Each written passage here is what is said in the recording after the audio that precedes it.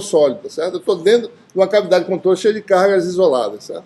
Se eu não tivesse imposição do potencial, se essas cargas estivessem imersas no meio infinitamente extenso, eu saberia a solução desse sistema de carga. Né? Num ponto X qualquer, a solução, né, sem restrição,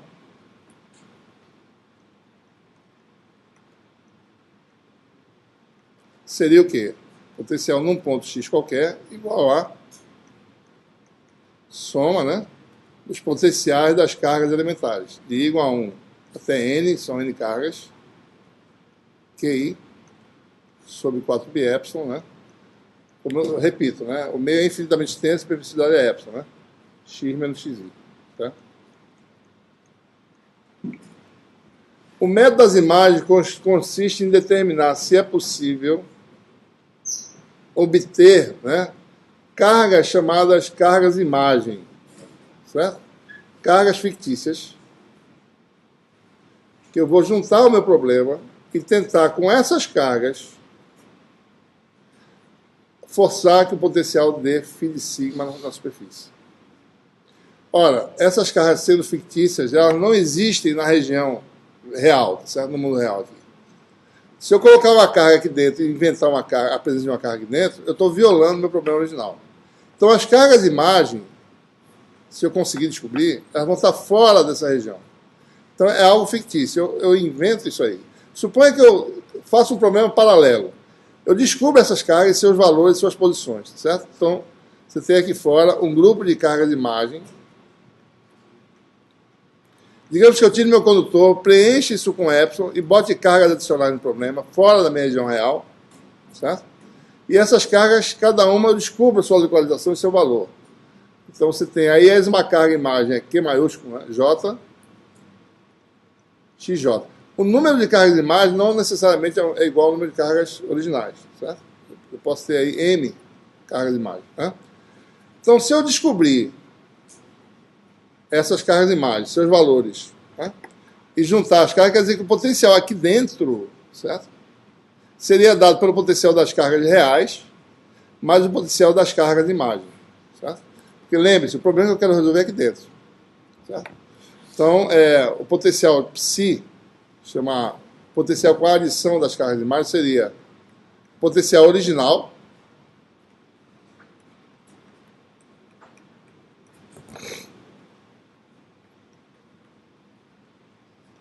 mais o potencial das cargas de imagem, que seria M contribuições, QJ, né? Elas estão no meio fictício homogêneo, de permissividade igual à permissividade no meio, certo? 4π epsilon, né? X menos XJ. Certo?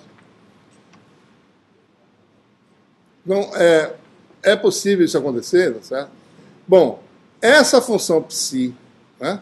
Observe, né? Essa função φ aqui não satisfaz essa condição de contorno aqui, tá certo? Né? Potencial constante aqui, essa solução aqui não satisfaz essa condição de contorno aqui, certo? Porque essa solução, como eu falei antes, é um potencial que ele vai para zero no infinito, né? Ele não é, de repente, imposto constante numa região arbitrária, certo? Então, eu adicionei essas cargas de imagem e tento essa solução nova. Daí eu me pergunto, bom, quem é o laplaciano de psi aqui dentro, né? Certo? Se você for calcular o laplaciano de psi aqui dentro, né, vai ser igual ao laplaciano da função φ mais o laplaciano desse conjunto de cargas que estão exteriores à região. Elas estando exteriores, o laplaciano de φ dessa contribuição dá zero, certo?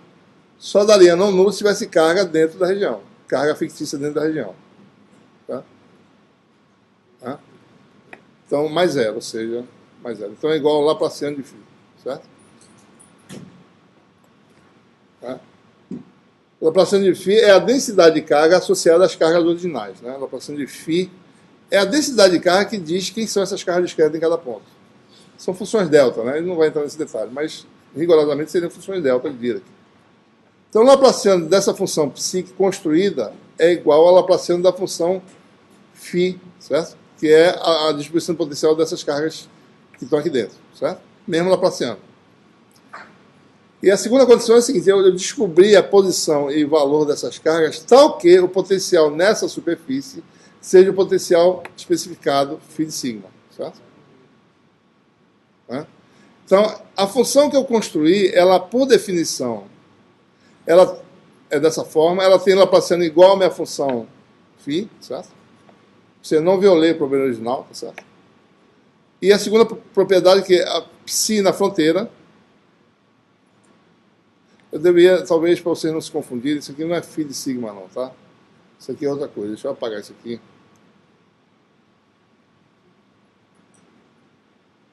Vou chamar de outra letra, tá certo? Vou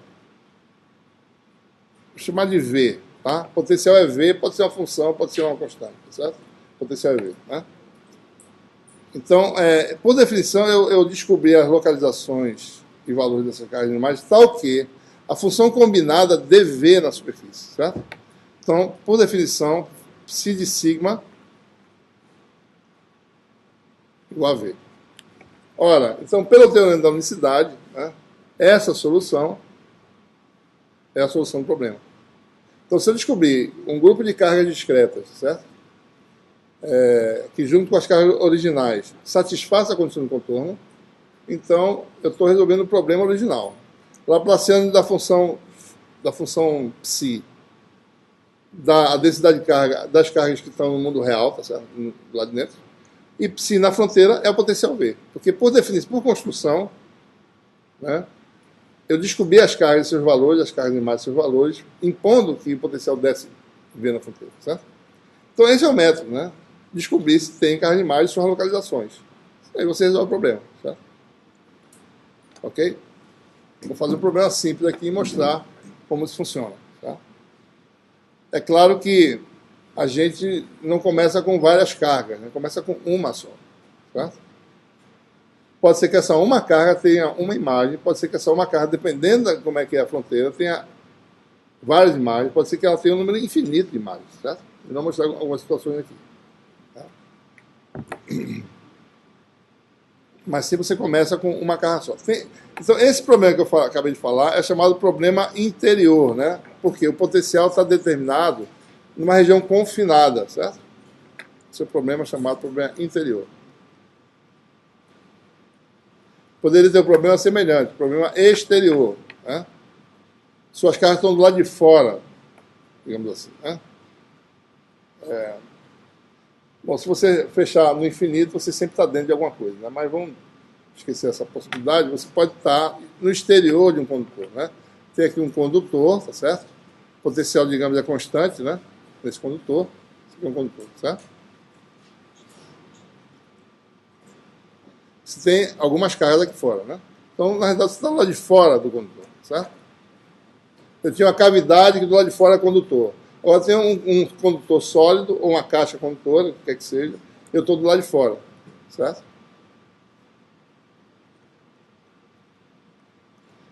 Então as minhas imagens vão estar onde? Do lado de dentro, certo? Se aqui é epsilon, eu faço um problema semelhante, tiro o condutor, boto um meio fictício, né?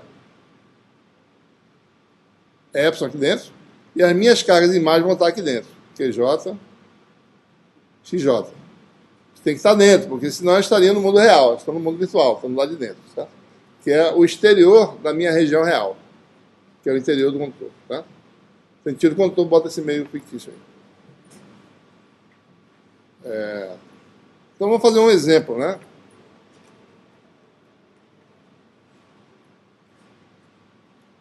De uma carga discreta, né? Na vizinhança de um plano de terra, certo?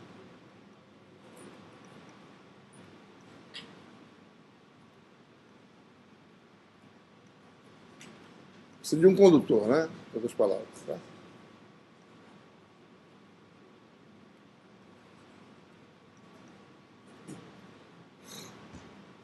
Por exemplo, isso aqui serve para eletrostática, isso aqui serve para antenas, por exemplo, né? Uma antena de polo é uma carga